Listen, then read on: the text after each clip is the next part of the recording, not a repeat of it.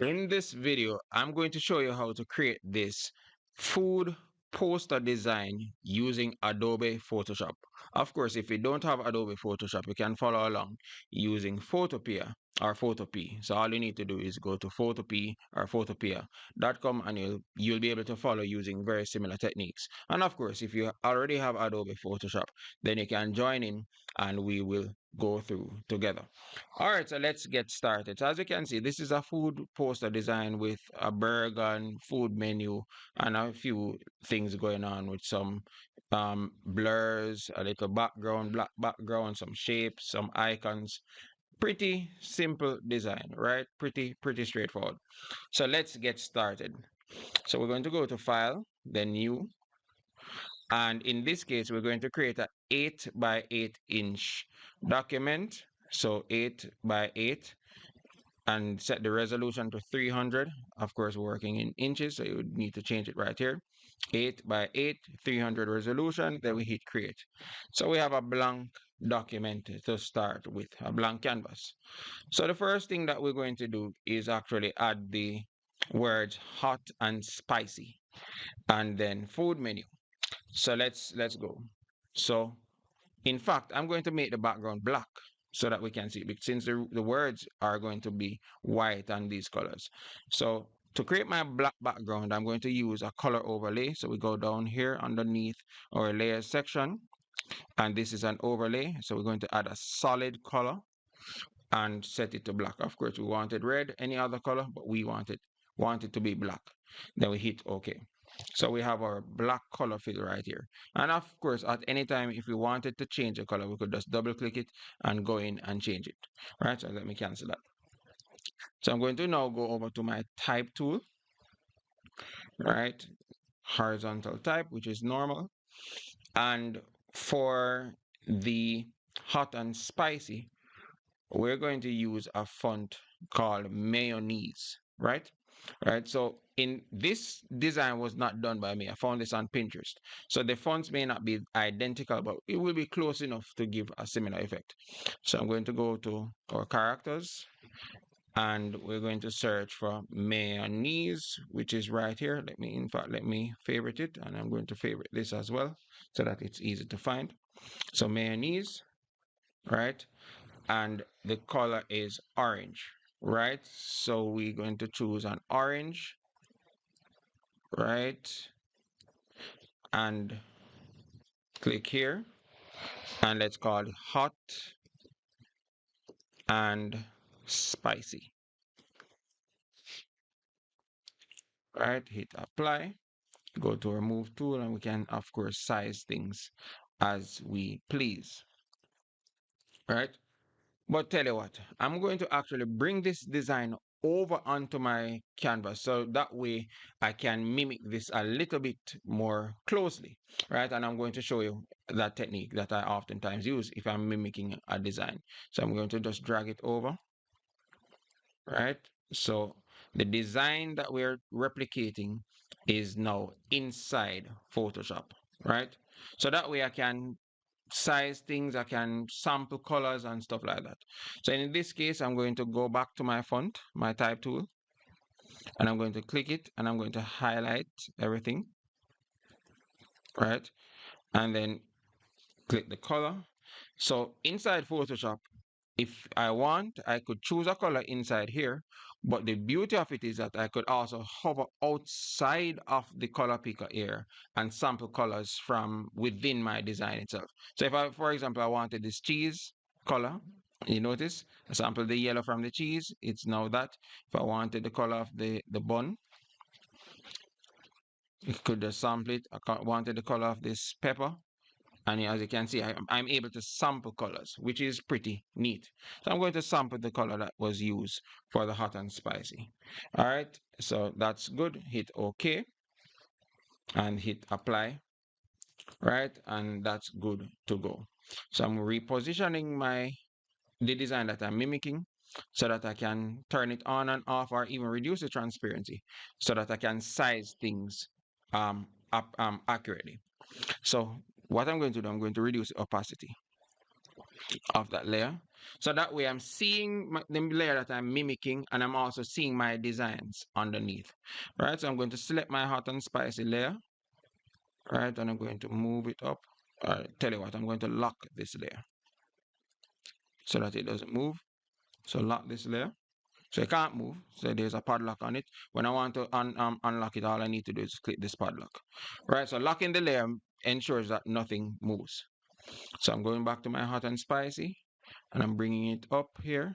And instead of using the font menu to size it, I'm actually going to size it by using the move tool, which can be quite helpful sometimes. So we drag it in, and I may even do a bit of stretching so that it matches the font a little bit more. So I'm going to click the edges, hold shift, stretching it to the left, and maybe stretch it upwards, bring it down some more, stretch it upwards, maybe stretch it to the left some more,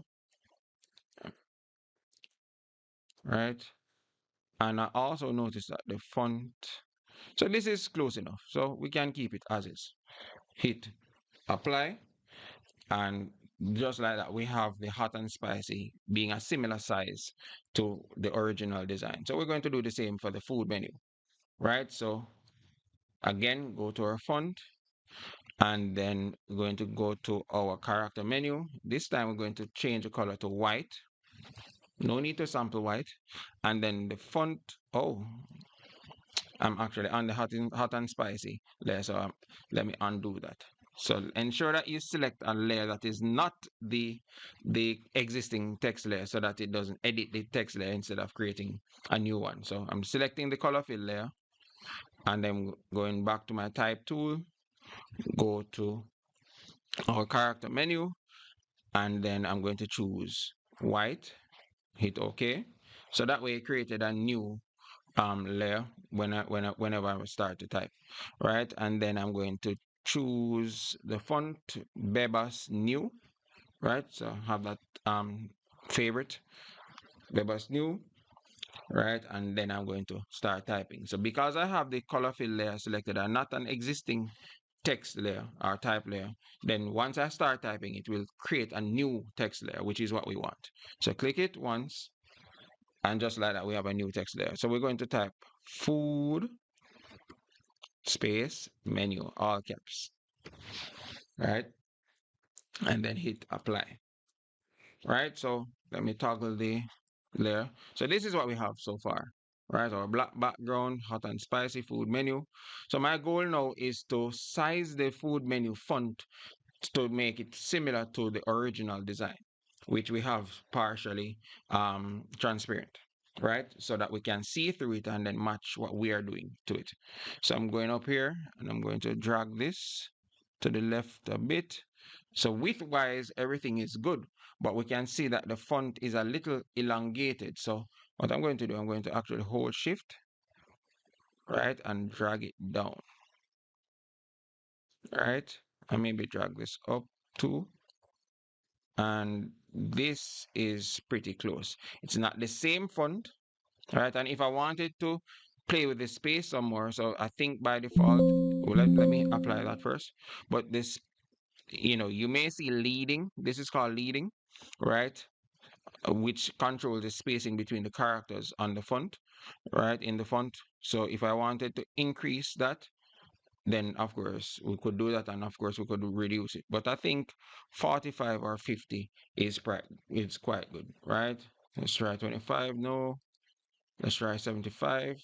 It's a bit too close. I think 50 is good, right? 50 is quite fine. And then once we have that, then we can toggle our original design and this on. I think the hot and spicy needs to come down a little, so let me bring it down, and that's good, right? So I'm just using that to reference what we're doing so that we can get it to look as similar as is possible, right? So we're going to do the same for the word spicy roast. I'm not sure which font I'm going to use for that, but we'll find out, right? So click here, and of course I'm going to click on on my color fill layer so that I can, once I start typing for the spicy roast beef, it's a new font layer. Again, if we have a text layer selected and we start to do some manipulation of text, it's going to edit the currently selected layer with text and not create a new one. So be mindful of that. So click my color fill layer, right? And then I'm going to click on the screen once and type spicy roast beef. So SPICY roasted beef, right? I'm actually typing right now, but everything is going off screen. And then we can just reduce the font size. Let me see, right? Select this, Control A to select all. We can reduce the font size to something that is visible on screen, so 14. And then we make the font white. And we're going to choose Bebas New, see how that looks. And hit apply, right? So this is not giving us what we want, but it's a starting point. And we have 3 E's in the word beef. So we're going to edit that, of course. I was typing it off screen. So spicy roasted beef.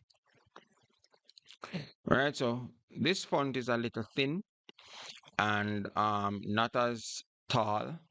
So I'm going to see if we have any font that matches that. So what I'm going to do, I'm going to change the class because these are what we call sans serif fonts, right? So I'm going to, instead of keeping it on all classes, we're going to go to sans serifs, and that way we can see only fonts that are sans serifs. And I actually think that this font that I hover to Century Gothic looks pretty close. So we're going to work with that. All right, and just like what we did before, I'm going to put it close and reference my original and size it down using the move tool.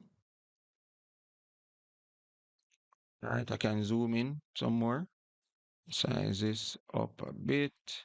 And I think maybe we need to squish it by holding shift and bring it up, down, right? So,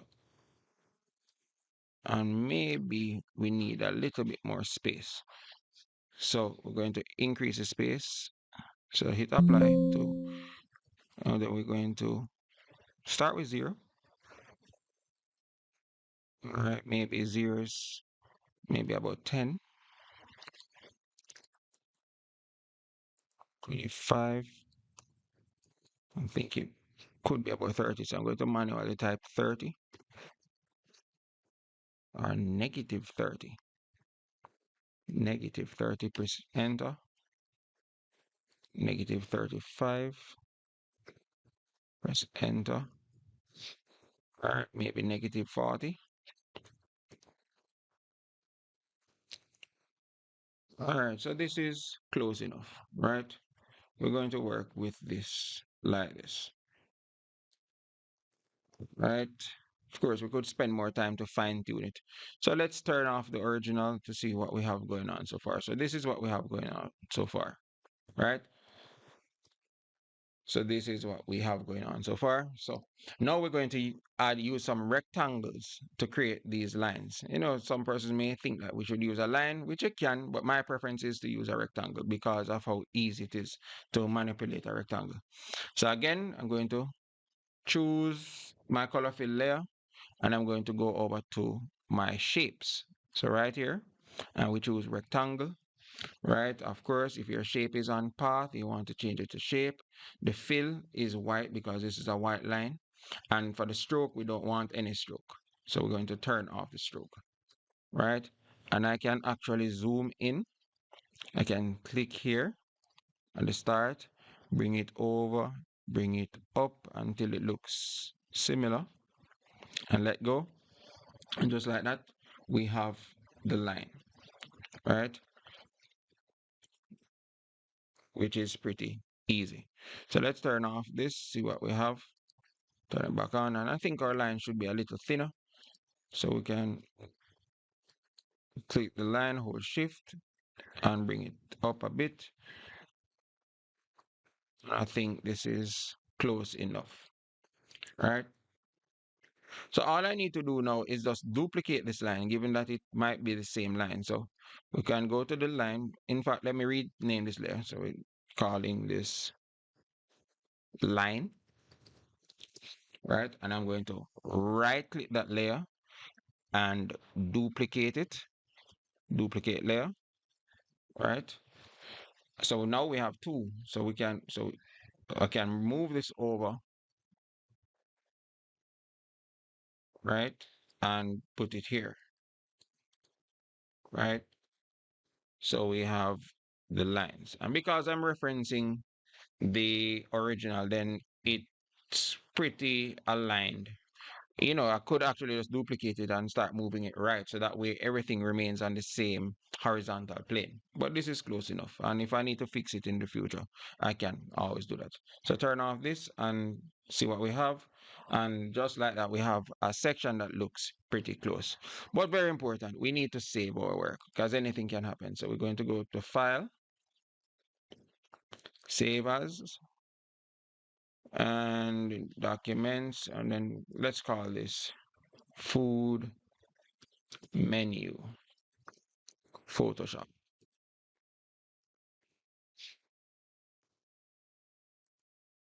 right? Pretty simple stuff, right? So now we are going to um explore some other stuff. So we see a shape going on here and shape going on there. But before we get to that, we're going to actually add our burger to the design since it's like the centerpiece of the design. All right, and of course we can always reference here to see it a little clearer. Right, so our burger. So 16 minutes in. All right, so it's time to add our burger. So for a burger, let me look at this. This looks like a burger, beef burger with some bacon, cheese. We may not find the exact burger, so I won't even sweat it. All right, so burger, and I want a white background. So that way it's easy for me to remove the background from it. All right, this could work. This could work.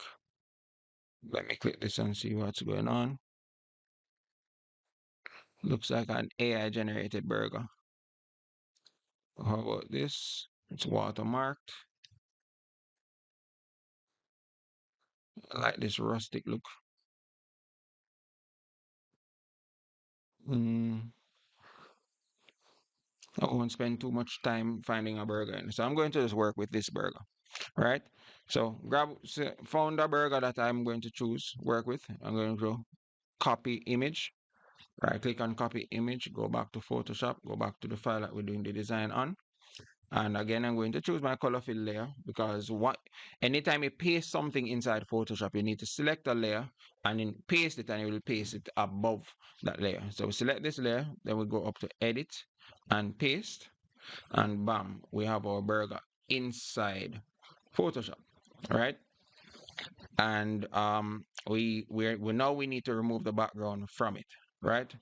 So if you're using Photo P, you could actually right click it and just hit remove background, right? Right click the layer and remove background. So now I need to remove the background from this burger. So how I'm going to do this? I'm going to go to my my magic wand, right? And I'm going to apply a mask to it. So we're going to hit select subject. So this is a smart way to work. Select subject, and then as you can see, Photoshop did a pretty good job at identifying the subject and made a selection of it. And then I'm going to um, add a mask to it. So I can go here with the layer selected, which is the burger, and apply a mask. And just like that, it removed the background from the burger, right? So that's how I'm going to do it. And again, I'm going to turn on my reference image and also size my burger and even squish my burger so that it matches it. So I'm going to bring up my burger holding shift, bring up my burger to make it a little flat, bring it wide, just trying to maintain the same proportions, right? and hit OK. So if I toggle this image off, this is what we have so far. All right, good. So now we need to add our orange background. So let me just save this, Control S, save. So I'm going to add our orange background, right? And I may need to increase the opacity of this too, because I want to sample the color. So I'm increasing the opacity, right? And as we can see, our orange background goes somewhere here. And in fact, I'm going to add a guideline. So I'm going to add it here. So this is where the orange background will go. So to add a guide, all I need to do is click inside my ruler area and drag it here. And if I want to remove the guide, I can click it and drag it back into the ruler area. And you can also add a vertical guide, right? And this is quite helpful when trying to keep things aligned, or you want to work within a particular area. So pretty cool thing to know, right? So let's add our background, or our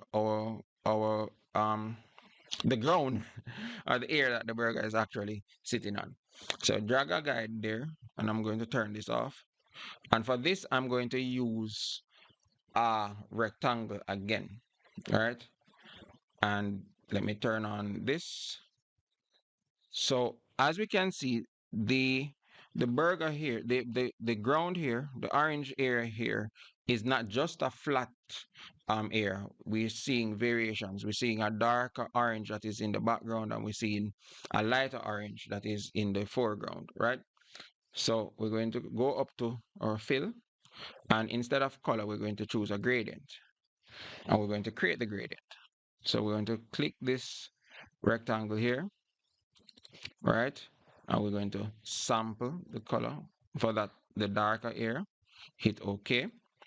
And then we click this area here. So we can double click it to bring up the color picker. And we're going to sample this area down here, right? So we'll get the general idea and hit OK. In some versions of Photoshop, you click it, then you'll see the area here, square here for you to click and manipulate the color. In this case, we double click it. All right. So multiple ways to approach it. And then the direction, I'm going to have it start at the top, and it's on linear. And I think this is fine. So now I'm going to click and drag my rectangle. Wow. All right, so something went wrong. I'm still seeing white. So, okay. So let me fix that. So Control Z.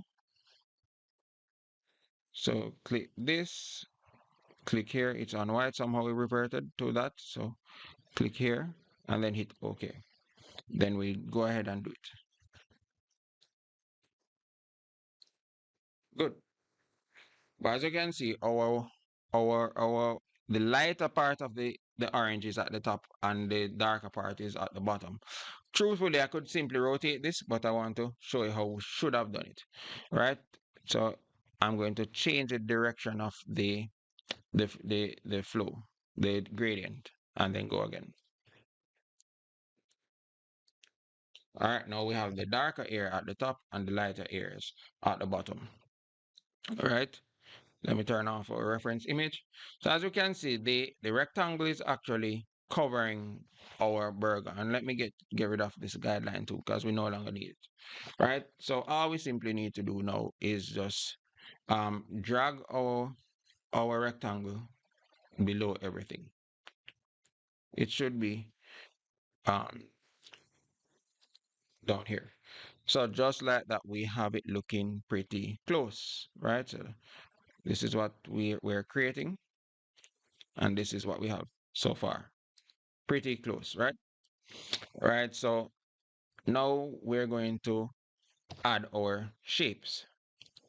So let me turn on a reference image, and I'm going to reduce the opacity of it again, just like we did before, because we want to create these triangles in a very similar way. And I'm going to lock the layer so that we don't accidentally select it. All right, so for these triangles, we're going to use the pen tool. So we're going to go to our pen tool here, and change it from path to shape. And the fill, we want it to be white, so the fill is the inner color. And the outer color, we don't want any, so we ensure that this is on none, right? And we are ready to create our shapes.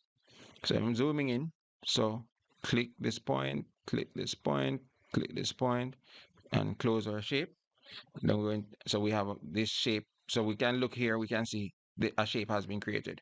And then if we, after closing a shape, if we click another point, it will create a new shape, which is fine because we want 3 shapes to complete this. So we click this point, click here, and then click here, and then close our shape again. And we have our shape again, and then another one. Click, click, click, and then close our shape. Closing our shape means that we go to the starting point. So just like we created 3 shapes that will match the original design, right? So here we have our shapes. And again, Control S to save our work as we flow. And I'm going to bring my original project to the top again so that it stays on top. So let's turn it on and see what else we need to do. So we have some droplets here, which we could also create using shapes. And in fact, I'm going to create them using shapes, right? So let's call this for these shapes triangles. In fact, I'm going to group them. So I'm going to select this shape.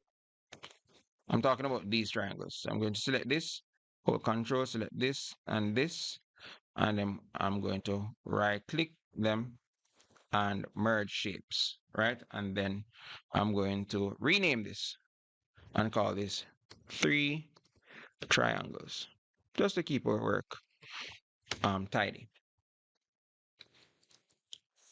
Now we're going to, we could find these on Pinterest, which would probably be faster for some, and for some it might be easier to create it, right? So I'm in a dilemma. Which one should I choose? I'm going to choose to create it, right?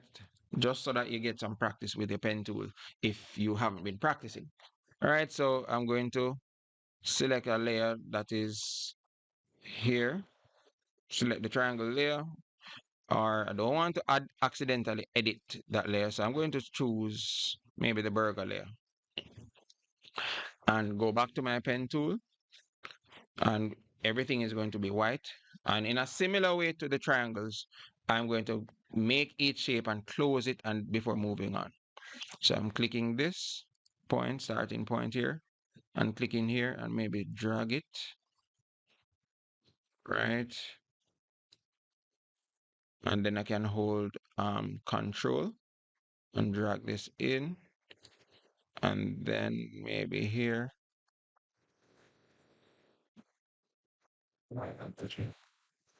and then maybe close this, drag this in, and bam, we have something similar, right? We close our shape. So we're moving on to our next one. Click our starting point, click and drag until it looks like it, right? And holding Control, we can drag down this control point. The longer it is, the more the bigger the curve will be. We don't want it to be such a big curve when we click our next point. And then we click,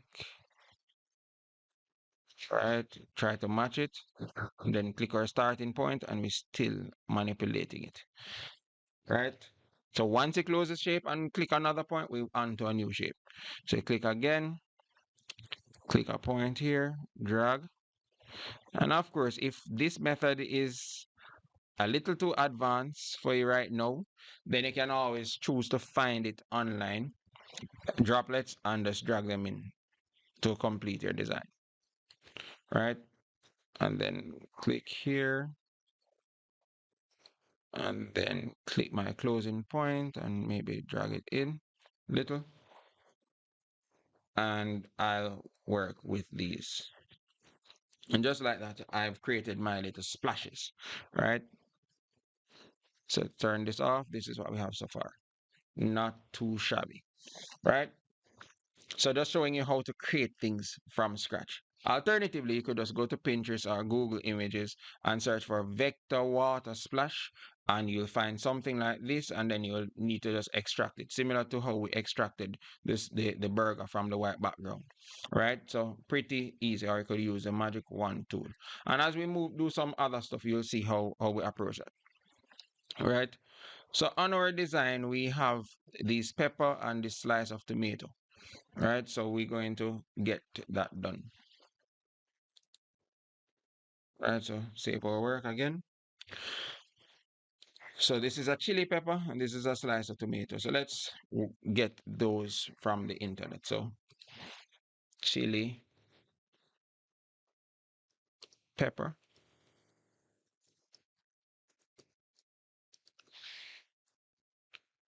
All right, this is it. I'm going to work with this chili pepper. Right click it, copy image, go back to Photoshop, and then I'm going to choose my burger layer. In fact, let me call it burger. Double click it to rename burger. And we're going to go to edit and paste. So we paste in our chili pepper. Right, and to get rid of the background for this, we could mask it, but for simple stuff like this, especially when the background is white, I like to use my magic wand, right, to quickly select the white area and just press delete. Right, so click it. We're using a magic wand. The tolerance is at 32 right now. We could put it to 50. In fact, let me put it to 50. Should give us slightly cleaner selection. All right, click this and then hit delete on my keyboard. Control D to deselect, or here. So these are some selections. We want to turn off the selection. So go to select and deselect. And just like that, our pepper, the white from our pepper has been removed. And that's what I was saying that you could do for these. You could find these online and then use the magic wand tool to remove the background, and then you would just carefully position them here to make it look similar. Right, so let's look at our reference image and see where our pepper lies. So let's turn on our reference image. So turn it on, and we see that our pepper is somewhere here. And let me size this down a little.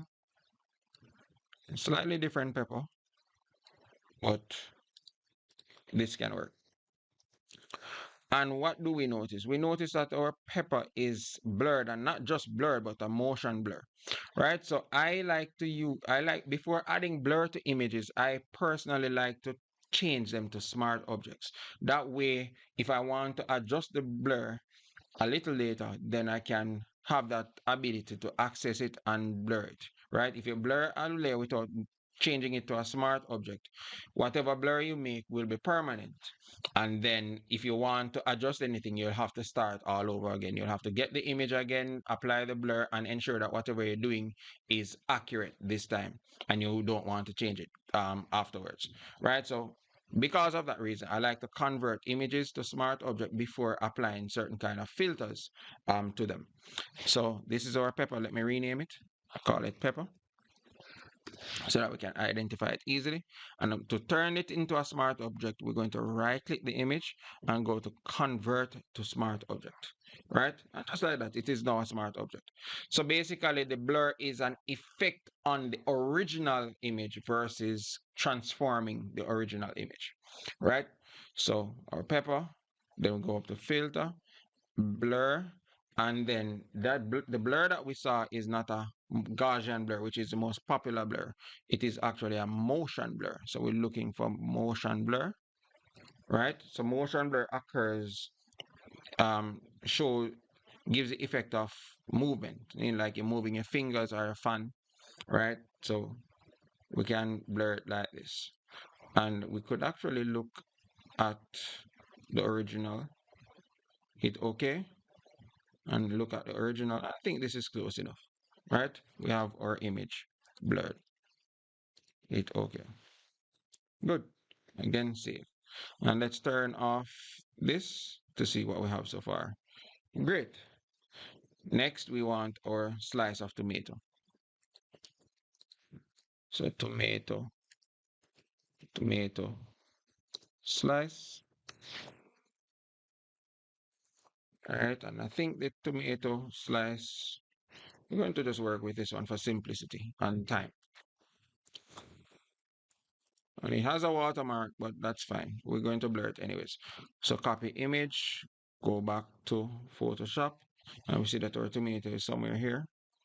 All right, so we're going to select a layer, then we add and paste, edit, paste, right? So here's our tomato. Let me turn off the original some reference image for a bit. And we're going to again use the magic wand to quickly select the background. So let's call this tomato. Tomato. That layer selected. Magic wand selected. Tolerance is at 50. We're selecting the white airs. All right. Good. Then we hit delete. Now we want to deselect. We're going to go to select and deselect, or could simply press Control D. All right. And again, we want to apply the motion blur effect onto it. But this time, this looks like the motion blur effect is going slightly vertical. So I'm going to show you how that is done. So again, right click the image, convert to smart object, and then we go to filter, blur, motion blur. All right. So we this this this feature right here controls the direction of the motion blur, right? So right now it's set to horizontal. We can rotate it and it would change the direction of the blur or the angle of the blur. And just like that, we made it a little vertical, right? And hit OK. Then we look at our reference image, or we can turn on the reference image here. Size it down, bring it over.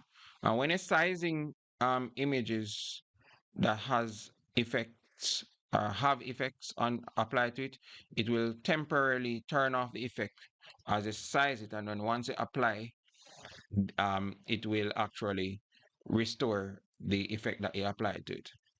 So hit apply and bam, we have our tomato and our pepper. And let's turn off this and see how we're going. And we're progressing pretty neatly, right?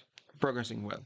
So as you can see in our original, there's an order now button just below our design. So for that, we're going to use a rectangle again. All right, so here it is.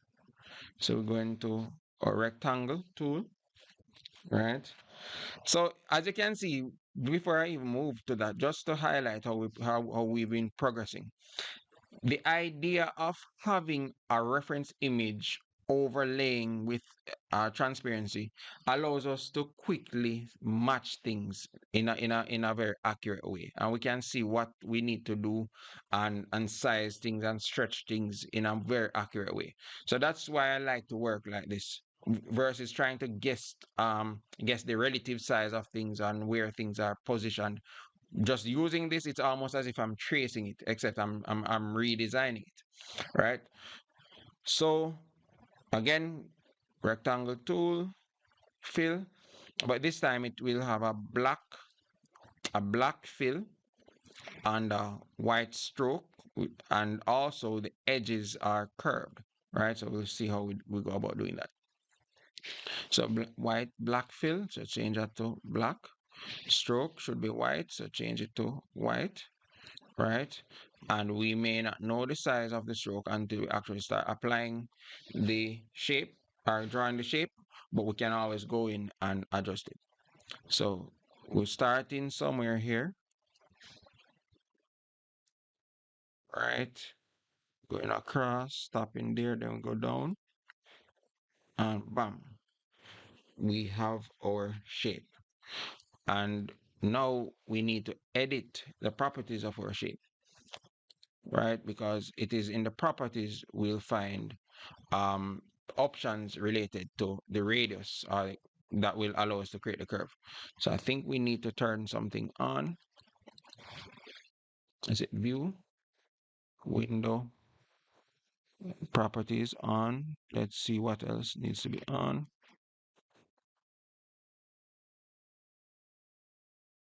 Not sure why I'm not seeing options related to that. Let's find it though.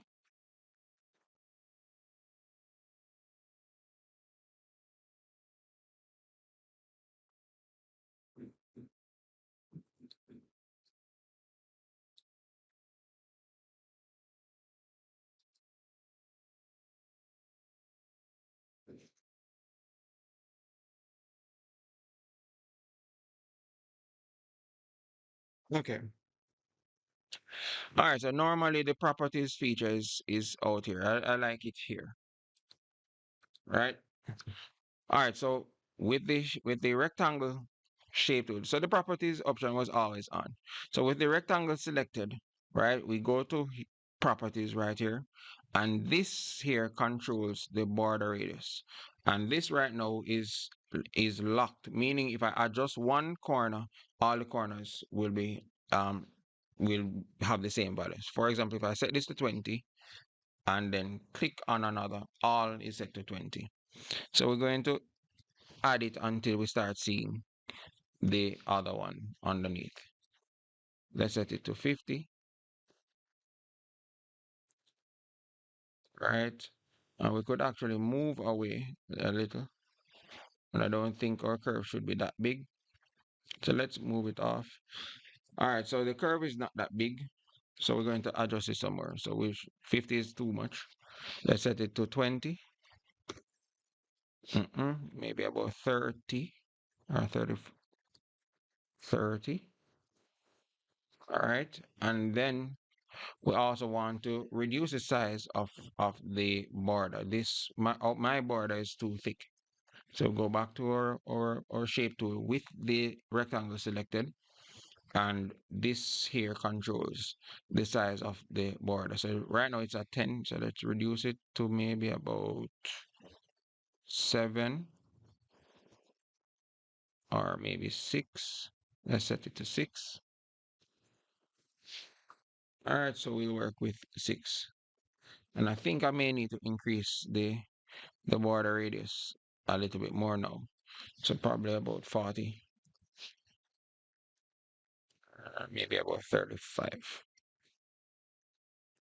All right, so I'm accepting this. I'm going to work with this.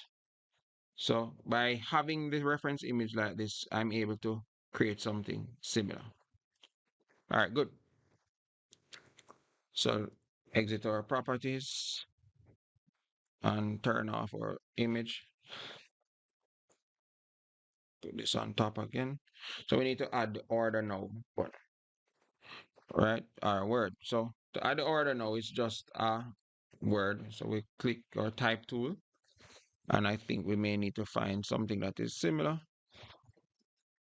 If not, then we'll just randomly choose something. I think it may be this. This is Franklin Gothic, and the color should be white. I'm going and so order no, click, size it down maybe,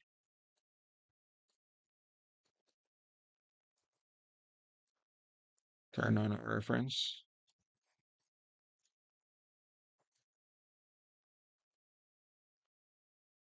All right, not quite the font. The font that was used in the original is a little bit a little more playful. So let's see if we find anything.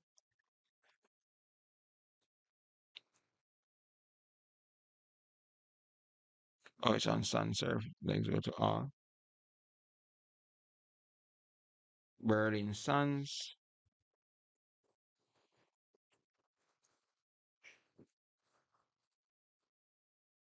All right, I'm going to use Arial Round. Not it, but just to have uh more of a not so serious look. All right, and then turn off this. See where we're going. All right, good. Save our work. Now we need to add our pepper icons, and then we'll be finished. Right, original taste. Let's add that first. Let's add that original taste since it's a simple thing. All right, so the original taste is in a similar font to our hot and spicy. So what I'm going to do, I'm going to actually duplicate our hot and spicy, right? And drag it down, right? And then go to our type tool, select it, and original taste. So type the word So select Control A. So original. Press enter, then taste, and then select everything and make it white. Hit OK. Right, and then we're going to put it in the general area for now so that we can adjust it. So let's turn on again our reference image and zoom in to see what's going on. All right, so as we can see, there's a slight rotation on the word original taste. So we're going to slightly rotate it, hover over the edge until we get this curve, and we rotate it, bring it up, and then size it a little. And then the taste is a little away, so we can we can click and press enter to push it up a little, and then we leaving it as is. All right, so that's sorry about that. So that's close enough for us. So let's turn off this, see where we're going. Good. Hit save.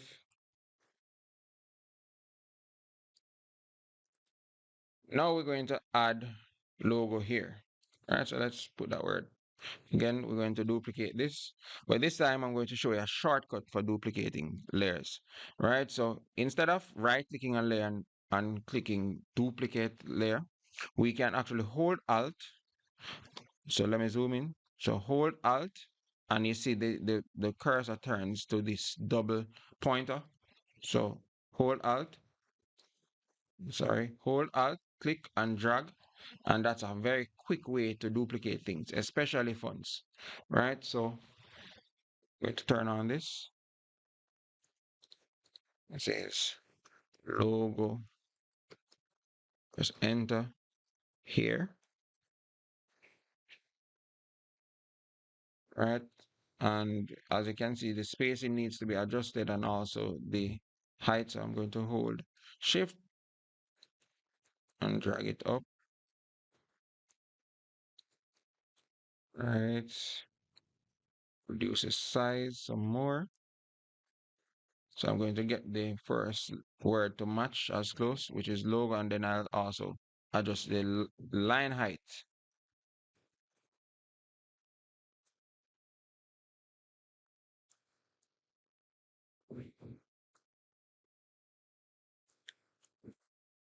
All right, good.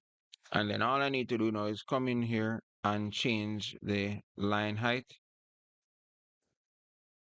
So this controls the line height. So we're going to work with 12.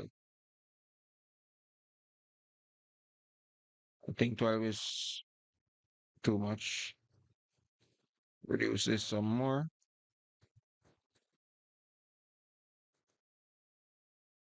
I think we could add a little bit more character spacing. So maybe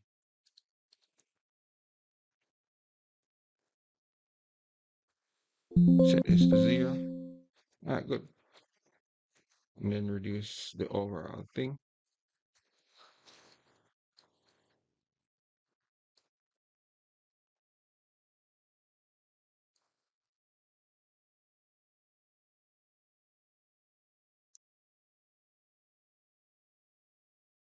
And to the left, for shift. And then the line height. It's okay. Line height can be adjusted again. 16 too much, 14, 12. All right, 12 is good. All right, so we have that going on right here. All right, and I think we have a slice of pepper here that needs to be added. So we're going to do just that.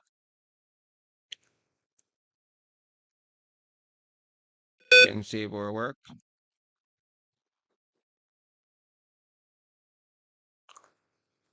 All right, so pepper slice, pepper slice. Let's see what's going. Yellow. And So it's something like this that we want. So we're going to work with this. It's going to be blurred anyways. So copy, jump back into Photoshop, turn on our reference image. All right, so we're going to paste this in. Control V to paste. All right, so we have our pepper. And just like we did before, we're going to use our magic wand tool, select outer part, hit delete.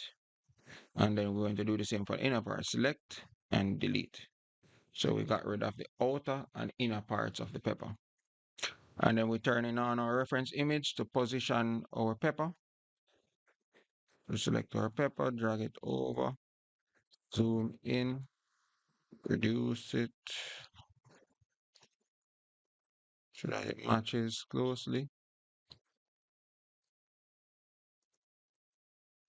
All right, let's leave it there for now. And then again, we're going to convert it to a smart object. And then we go to filter, blur, and then motion blur. We're going to turn this horizontally. Hit OK. And bam, we have our blurred pepper as well.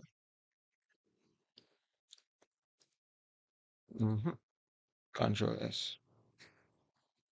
All right, great.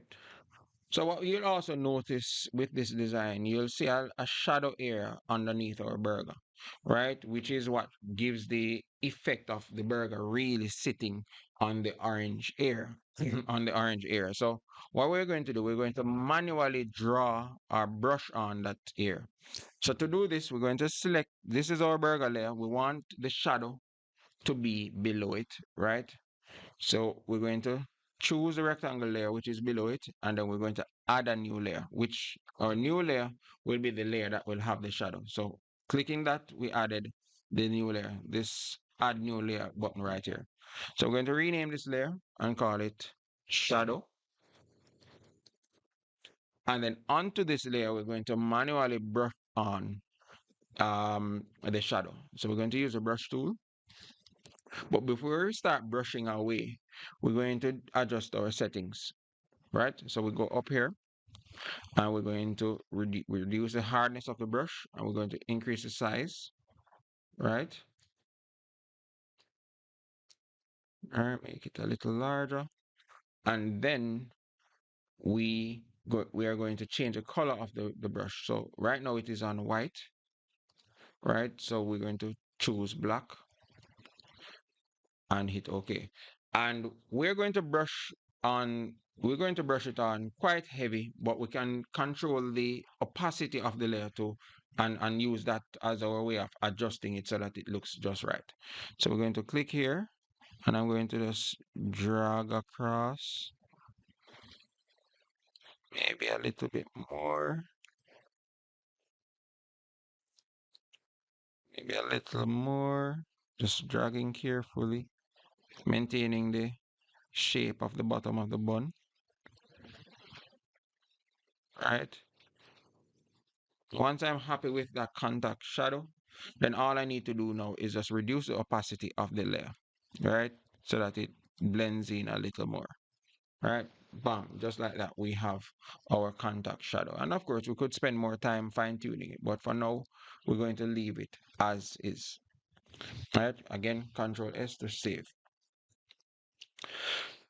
So we have that going on there. We have our order now button. We have everything. All we need to do now is add our social media icons, these contact information, and we're going to also add the price and the price tag, right? So let's start with this. Let's start with this shape right here.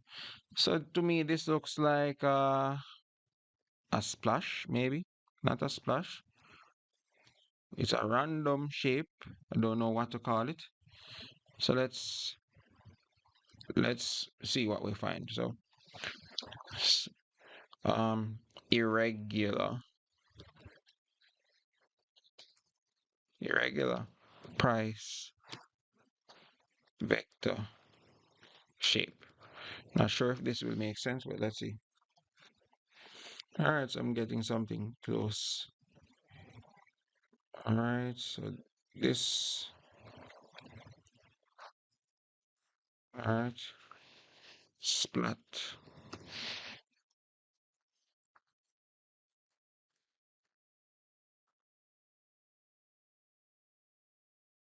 All right. So we're not finding it. So we may just need to choose. We may need to choose something. Circle. Splat. Vector. Aha. So I'm getting something that looks close. Maybe this. Or even this. Think this looks a bit better. All right, so I'm going to work with this one. So I'm going to right click it, copy it, and jump into Photoshop, and I'm going to paste it in. So choose my burger layer, and I'm going to paste it just above it. So edit and paste. All right, so we have this going on right there. All right, as you can see, this of course is not in the exact color that we want it to be in, and also this is a gradient. So I'm going to show you how we add a color overlay after we get rid of the whites that we don't want.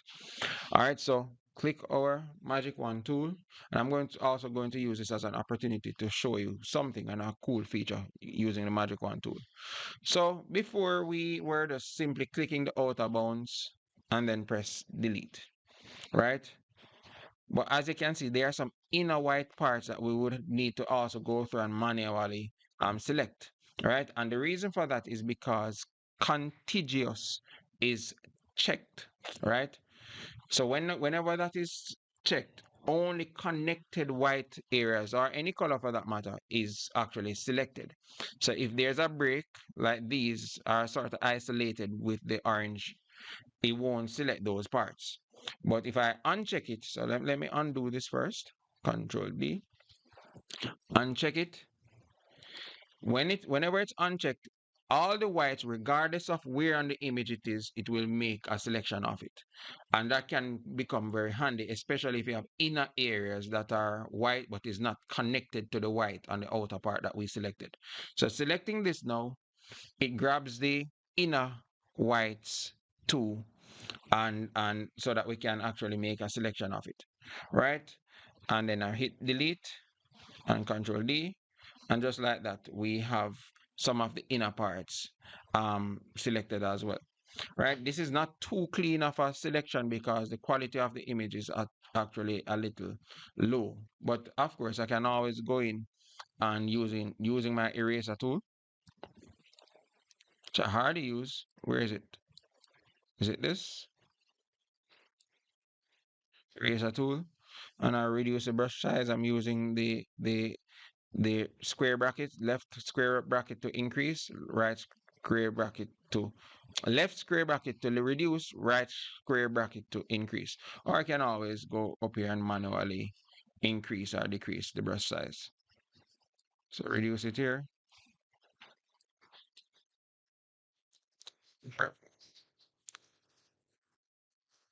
Let me get rid of this. All right. So so left square bracket. What's going on here?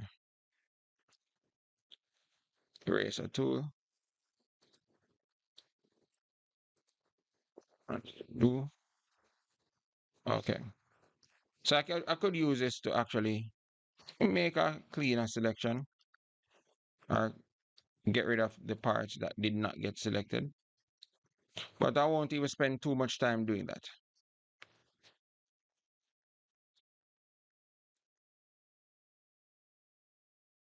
because I'm going to add a color overlay anyways. So everything that is white will be fixed regardless.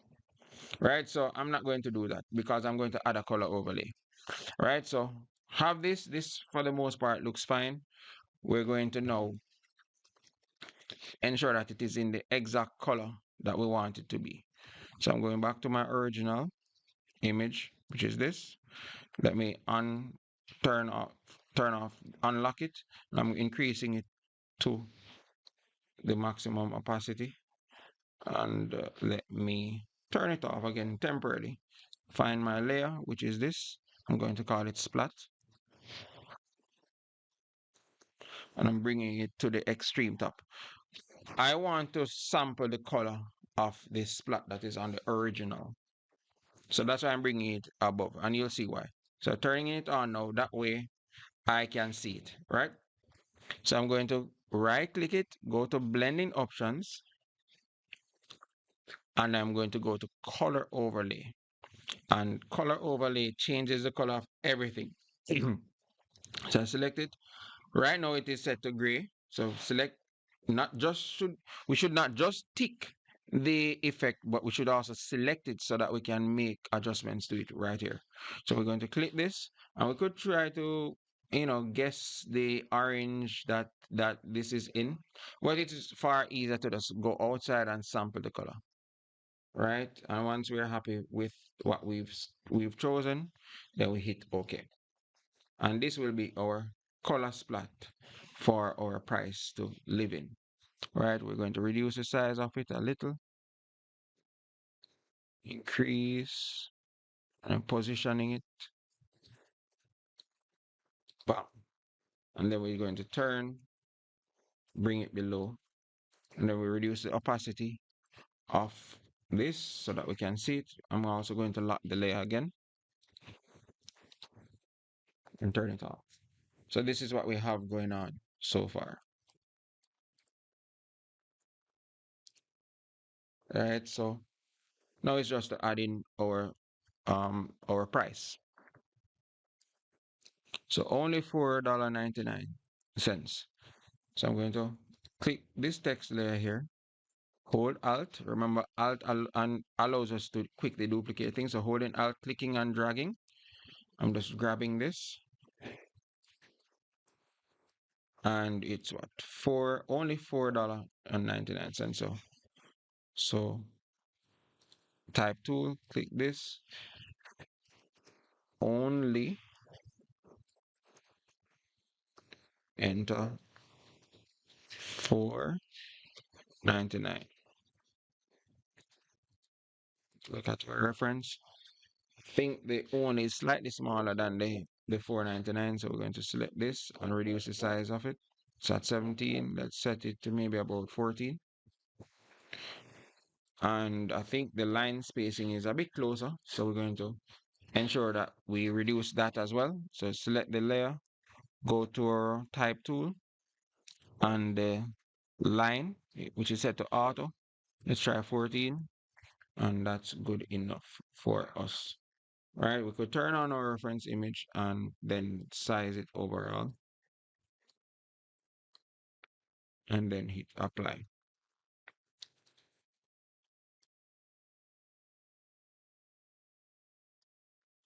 Right, bam. So progressing quite smoothly. Right, so pretty much all of that represents a hard part of the image. With just a matter of adding these in right now. So let's quickly do that. So Facebook, Twitter, YouTube, and Instagram. So we're going to grab those icons. Let's try social media icons. Social media icons. And see if we can get them in a bundle, and we'll extract them individually. So click this. I think we might be able to work with this. And of course, we're going to use color overlay to get them to be the color that we want. So going back to Photoshop, and then we're going to choose our splat layer because we want to paste the social media icons above it. Click edit and then paste. So our icons. So we're going to use the selection tool to make a selection of it, and then we're going to extract it. Or we could get rid of all the whites in the image overall. So let's try that first. So let's call this all icons. And we're going to a magic wand tool. I remember what I said about contiguous. Whenever we have contiguous unchecked, if we select a white, in this case, we have two contrasting colors, white and oh, this was copied over. Oh, so this can't be used. This can't be used because this is actually a PNG with this can't be used. So let me get rid of that. That's pretty cool though.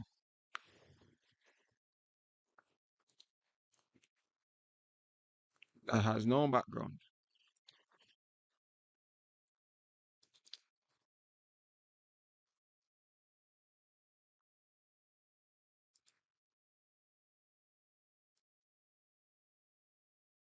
Let's copy this, paste it in again and see what happens.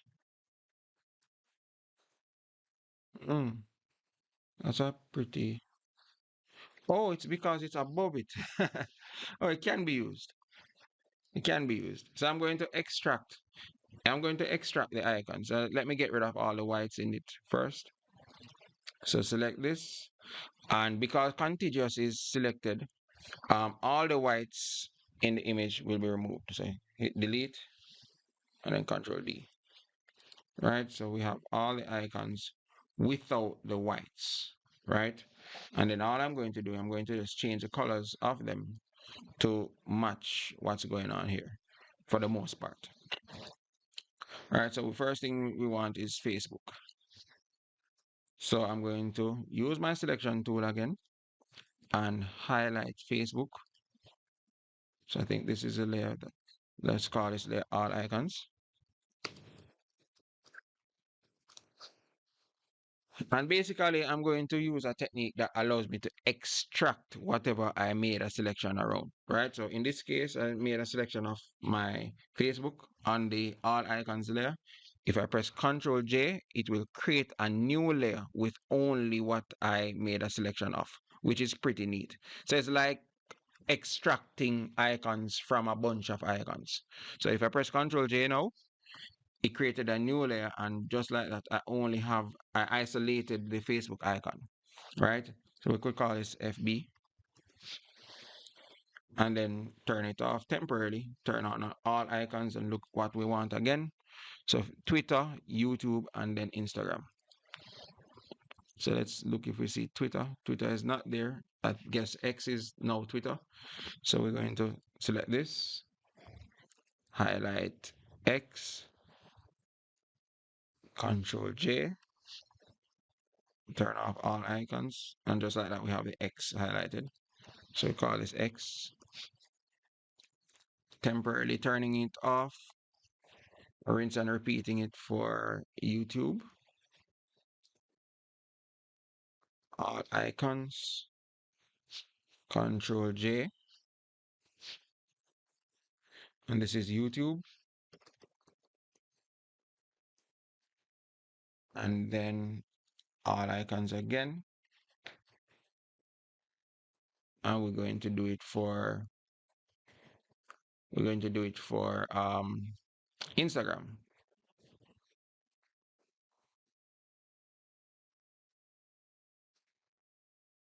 This is Instagram. All right, so all the icons that we want have been extracted. So I'm going to turn on all the ones that we extracted and then position them onto what we want. So Facebook is white. So choose Facebook.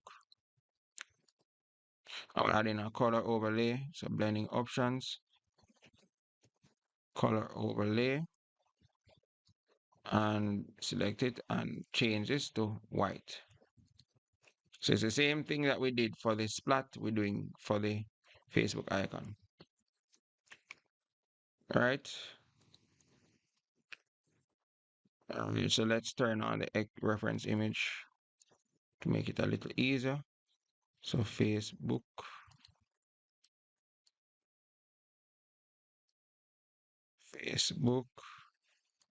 then X,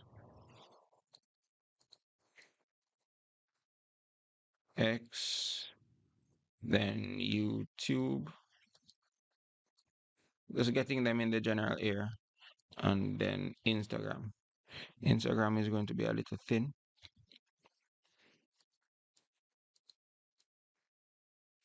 Instagram. Right, so, and I think the orange that they used is the same orange that was used for the splat. So I'm going to actually sample that. So for Twitter, let's turn off the original. So for Twitter, right click, blending options, color overlay, click the color that we want to reference, and we click in this, then we hit OK. We hit OK. And then YouTube is going to be white. So right click this, blending options, add a color overlay, change it from this orange again to white, hit OK, hit OK. And then for Instagram, we're going to make it the orange. I think that's what we have going on, that kind of pattern. Right click, blending options,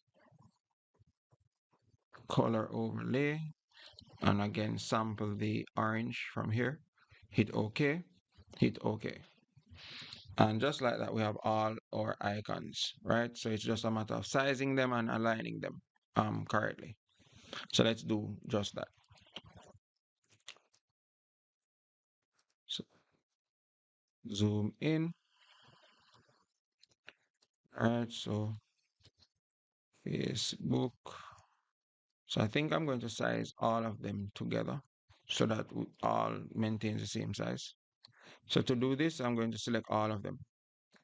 So hold shift or control, hold shift, select one, then the other. And then I'm going to size it down while I'm watching the Facebook one too as my reference. All right, good. So I'm going to work with this size. Now I'm going to shift this down. I think these are positioned fine. So let's turn off this, and this is what we have going on so far. Good. Hit save. Now we're going to add these down here. So this looks like a message icon or chat icon. So we're going to search chat icon. Maybe something like this. Or maybe this. Let's look back. All right, we're going to work with this. So copy, go back to our design. Where's Control S to save? I'm not going to click here. I'm going to paste, edit and paste. So we have our chat icon. And again, same technique, selecting our whites with contiguous off. So once we hit delete, all aspects of this has been removed. And then we're going to add a color overlay, which is white. I think it's white. And just like that, we have our chat icon. Let me look and see if it's white. It is white. So we can drag it down to the general area. So somewhere down here. And while we getting icons, let's just grab the other one in the meantime, and then we start adding our text to complete the design. All right, so World Wide Web icon. World Wide Web icon. Spelled it wrong. I think it's this.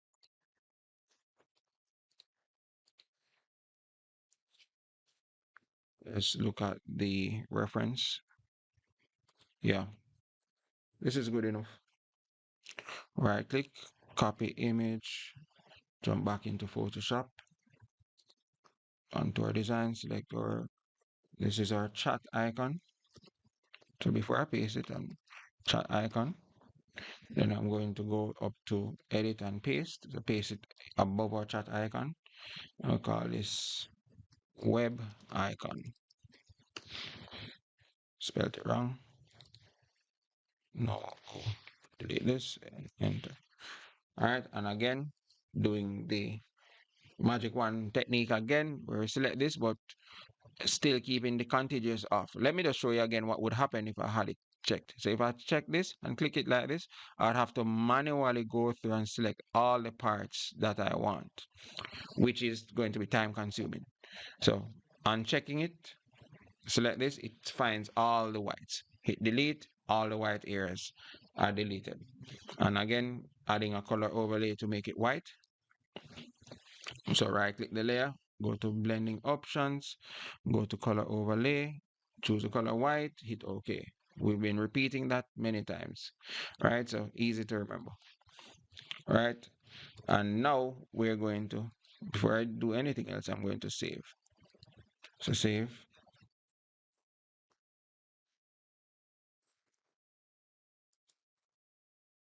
And let's turn on our reference image. So let's bring it to the top again. All right, so let's appropriately size our icons first. So bring our icons down here. Right.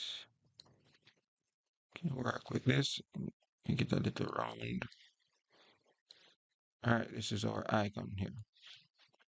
I'm going to do the same for a World Wide Web. Reduce the size and try to match it up.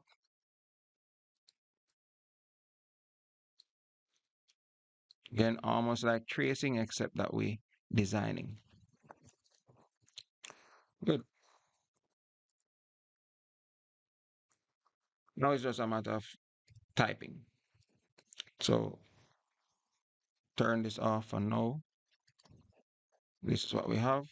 And adding those texts will pretty much bring us to the end of the design. So more information. So click our type tool and we're going to choose centric Gothic. And then we're going to click, maybe reduce the size to maybe about 12 and then start typing. So more information and then enter plus 00 space 123 space 456 space 789. I said 4. Oh, 56 space 789. All right, so as you can see, the spacing is a little off. So reduce the line height to about 10 and try to match it up as we've been doing throughout this entire tutorial. So size it down, and then I think we may need to increase the line spacing. But before we do that, let's increase the size of the numbers only. So select or type tool, highlight the number area only, and increase the size of that.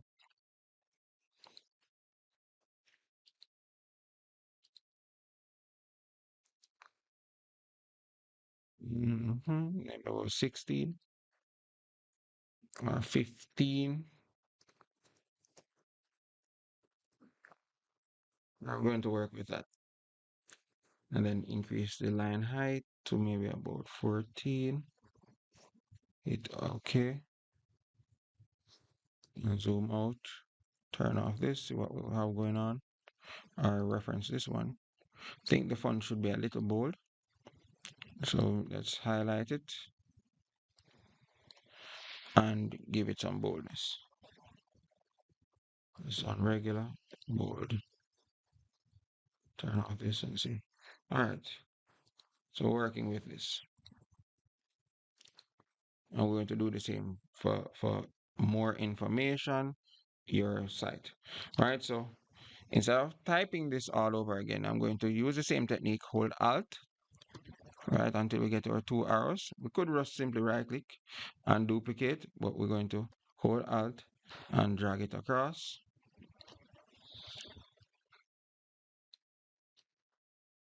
And we already have more information there. But what we notice that everything here is right aligned. So to change that, we go into our paragraph settings. This is on left align, change it to right align, and then we're going to do the same. And then we add, so edit the number portion, www.yoursite.com. Hit OK. Right? And if we turn off this, bam, just like that, we've closely replicated the techniques used in this design. So this is the original, right? And this is what we did together. That showcases similar techniques. All right, so that brings us to the end of this tutorial. I trust that you enjoyed it as much as I enjoyed teaching it to you, and I hope that you will be able to replicate this design so that you can create some beautiful designs going forward. And I hope that you paid careful attention to my method for bringing over the original design so that I can match it up to ensure that everything is correctly sized and proportioned so that the design ends up looking very similar. All right. Until next time, peace out and take care. And of course, remember to drop a comment, drop a like. Please subscribe to the channel. We share stuff related to design, marketing, technology, techniques, strategy, business, entrepreneurship, you name it. We do it on this channel. This channel is for the creative entrepreneur. Until next time, take care.